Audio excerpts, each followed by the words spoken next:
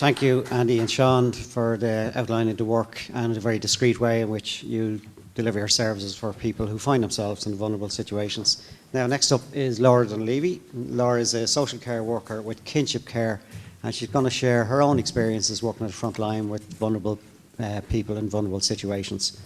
Thank you, Laura. Thank you. Thanks, how are you? Thanks for having me here today.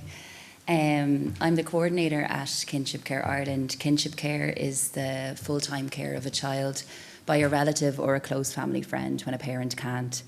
And the circumstances leading to kinship care are rooted in trauma and often tragedy, such as the death of a parent or significant substance misuse, mental health illness, physical illness, imprisonment, parental abandonment, and at times parent capacity, often due to a lack of earlier intervention and support.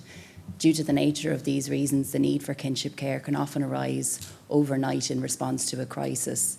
And we were advocating this week in the Oireachtas for a support pathway and policy development specific to kinship care. So rewind 11 years, and how did I end up in that role? For 7 years I worked in homeless services, and during my induction with the Peter McVerry Trust, Peter advised trying to respond to the homeless crisis without sorting the housing crisis is like trying to empty a bath with the taps on full. And I think that analogy can be used and adapted when we discuss most social issues and challenges that communities are facing across Ireland. I was at the Prevention and Early Intervention Summit, and I've robbed this quote from someone's slide. There comes a point where we need to stop just pulling people out of the river. Some of us need to go upstream and find out why they're falling in. In Ireland, we are really good at emergency responses. We're so good, in fact, that it seems like we like to live in that emergency response mode.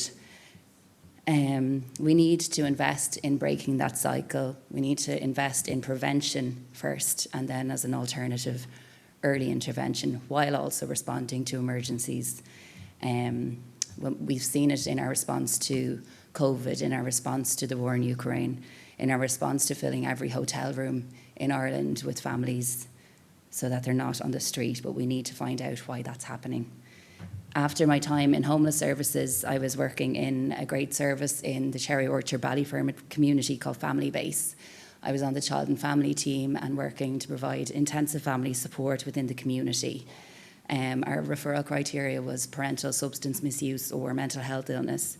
If you walked inside the door at Family Base as a family, you could access early years services, and while your child was in the early years setting, a parent could access substance misuse counselling. The 10-year-old could access the youth and community clubs downstairs, getting little nuggets of opportunity to be a child, while also building up self-esteem and confidence. Upstairs, I was on the child and family team. While that was happening, you could be doing one-to-one peer work and key work support for children, looking at the challenges within the home, building up coping strategies, looking at dysregulation within the classroom and supporting that child to sustain their school engagement. While the child was in school, we were in the home working on parenting support, trying to remove the barriers for accessing services and supports. In the morning time, if there was high education absenteeism, we're talking 70 to 100 days absence. We were in the home Monday, Wednesday, Friday mornings, looking at what are the barriers. Do you know, a child, I suppose, my next slide, looking at poverty and exposure to poverty.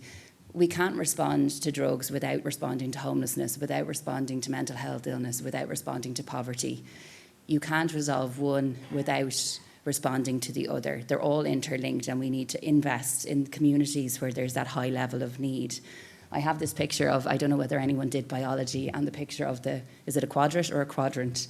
When you throw it out and you look at what is the exposure within a community or an ecosystem. For a child living in poverty, their exposure is so much different to that of their peers.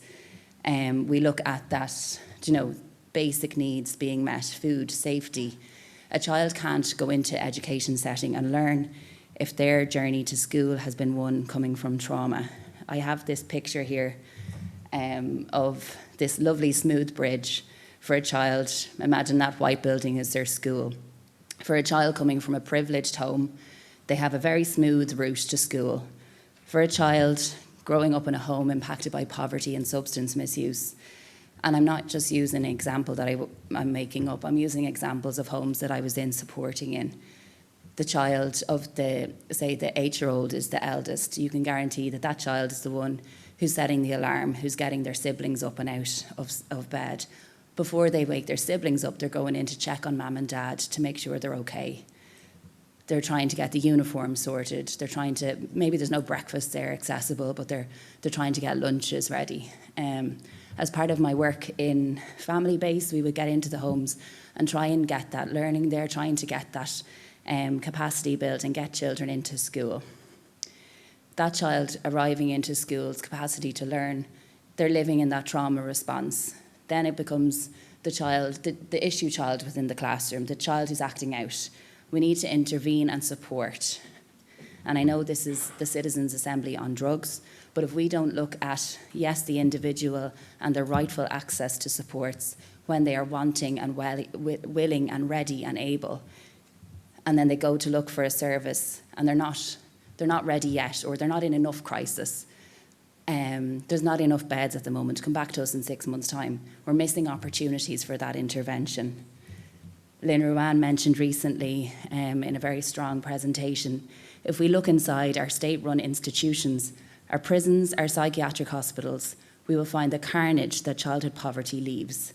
How often do you hear they're not meeting the threshold, not enough crisis, no beds?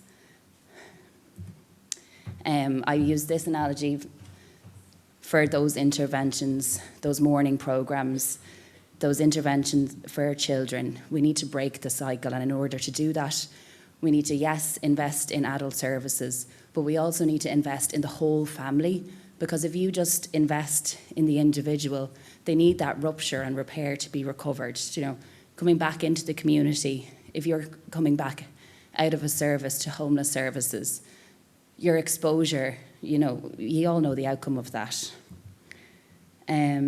So in relation to kinship care, it's one area of investing in that early intervention and prevention that supports families with that recovery piece. In my caseload in family base, I suppose the reason I got into this role with Kinship Care Ireland is because from those 11 years of working in homeless services and working in intensive family support within the communities, I was sharing families' frustrations of coming up against closed doors in terms of rightful access to supports and services. So of 4 of my 7 family caseload, 4 had some element of kinship care when I was working in family base. Those 4 families was grandparents and aunties stepping into the full-time caring role when maybe a parent sadly passed away due to the impact of substance misuse, parental incarceration, parental, sometimes the most loving act a parent can say is, I don't have the capacity to care for this child right now. If the grandmother is identifying herself or been identified by Tusla Child and Family Agency as that one good adult, we're entrusting that full-time caring role of those children for that grandparent, but we're not supporting them to fulfil that role. Just so 2 again, minutes. 2 minutes, Laura. Thanks. So again, it's that opportunity to break that cycle. We need to invest in supporting a whole family approach to recovery. We need to invest in supporting communities entrenched with poverty, entrenched with trauma. If we don't get in, and I suppose the community response services like family base, where you have such access to so many different service types, that's one community's response. That needs to be top down. There needs to be those access to opportunities, to alternative choices. No mother looks at their newborn baby and says, this is the world that I want for you. These are the options and the choices that I want available to you. It's the system and the structures from a top-down level that need to create those alternative options to intervene early. When does the narrative change from one of empathy, looking at a child who has holes in their shoes, who has no winter coat, who has, so much struggles within their home? When does the narrative change to one of that young person down the road causing havoc for my local community?